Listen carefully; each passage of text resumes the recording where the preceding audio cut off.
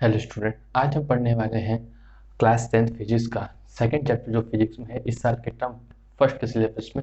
वो है colourful world. ठीक है, ह्यूमन आई आपका डिलीटेड पोर्शन में है और आपका जो कलरफुल वर्ल्ड है वही केवल इस बार फर्स्ट टर्म के एग्जाम में आएगा फिजिक्स के, साइंस के।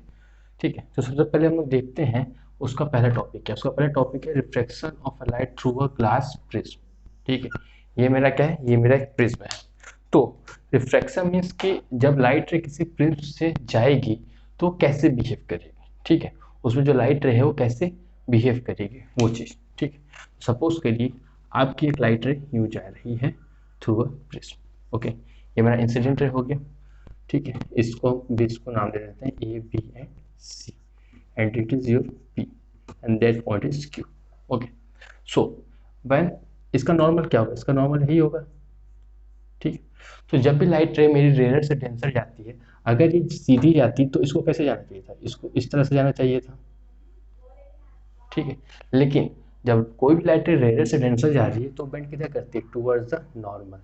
तो नॉर्मल की तरफ क्या कर जाएगी, बेंड कर जाएगी और ये सीधी जाएगी। ठीक है, उसके बाद अब ये ग्लास में कैसा मीडियम है, ये आपका डेंसर मीडियम है और बाहर जो है वो कैसा मीडियम है, वो आपका रेयर मीडियम एयर है। एयर आपका कैसा मीडियम होता है, रेयर मीडियम होता है। तो जब भी लाइट रे डेंसर से रेयर जाती है तो किधर जाती है, ठीक, अवे फ्रॉम द नॉर्मल। तो वो आपकी थोड़ी इस तरह से जाएगी। क्लियर है, इसे आप क्या कहेंगे, इसे आप इंसिडेंट रे कहेंगे, इसे आप रिफ्लेक्टेड रे कहेंगे।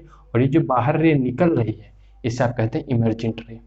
इसे क्या कहते हैं, इसे कहते हैं आप इमर्जेंट रे। तो ठीक है, तो इस तरह से जो लाइट रे है वो बिहेव करेगी। ठीक है, अब इसका जो सेकंड इंपॉर्टेंट पॉइंट है वो है एंगल ऑफ डेविएशन।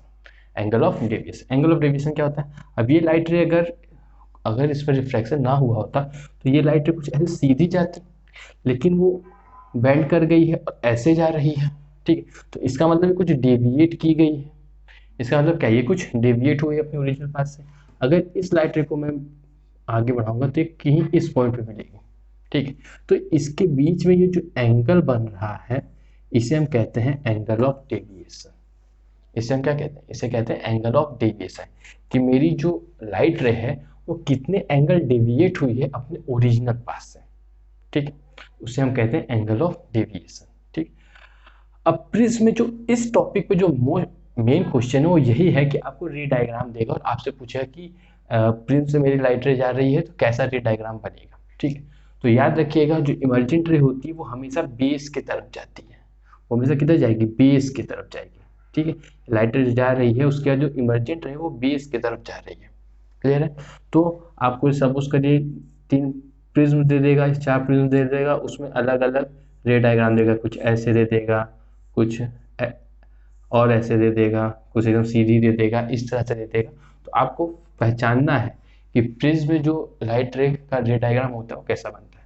तो कुछ इस तरह से बनता है। ठीक है, और इसे में क्या कहते हैं, एंगल ऑफ डेविएशन कहते हैं। What is angle of deviation, the deviation of a light ray when passing through a prism from its original path, that angle is known as angle of deviation। Clear है, एक आपको practical भी होगा इसी principal के ऊपर class 10th में एक प्रैक्टिकल भी है प्रिंसिपल के ऊपर, वो कुछ इस तरह से है, वो देख लेते हैं।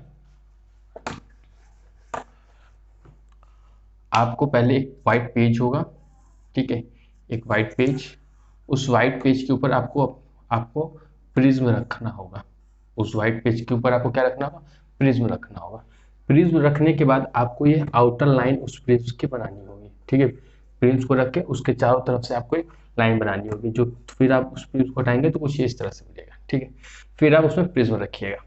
फिर आपको 2 पिन ऐसे लगाने हैं, आपको 2 पिन कुछ ऐसे लगाने हैं। क्लियर है, फिर आपको ग्लास प्रिज्म रखना है। फिर इसका जो बेस है उस बेस की तरफ से आपको देखना है। तो आपको ये 2 पिन ना कुछ सीधी दिखेंगी, कुछ ऐसे दिखेंगी। जब आपको यहाँ से देखोगे, यहाँ से नहीं देखना है, आपको बेस के इस साइड से देखना है। तो पिन आपने लगाया इधर है लेकिन वो आपको एकदम सीधा दिखेगा। ठीक है, ऐसा यहाँ से जब देखोगे तो लगेगा कि पिन आपने यहाँ लगाया हुआ है। ठीक है, तो फिर यहाँ पे आपको बैठना है और देखना है और एक आइस को क्लोज करना है और एक आंख से देखना है।